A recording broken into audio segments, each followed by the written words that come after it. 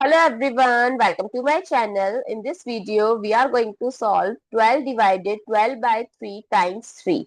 So this looks simple, but still people fail to solve it because they cancel out the 3 with 3 and 12 divided by 12, they write it 1, which is the incorrect answer.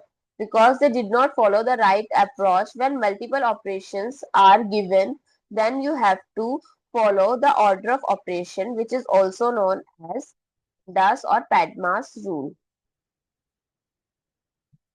So this operation helps you to decide which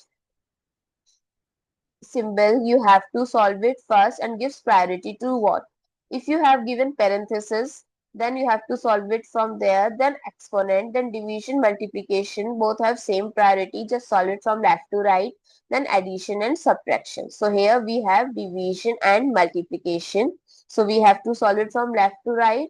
So from left to right, there is a division sign and you have to follow this rule, KCF rule, where K stands for key, C stands for change, and F stands for flip.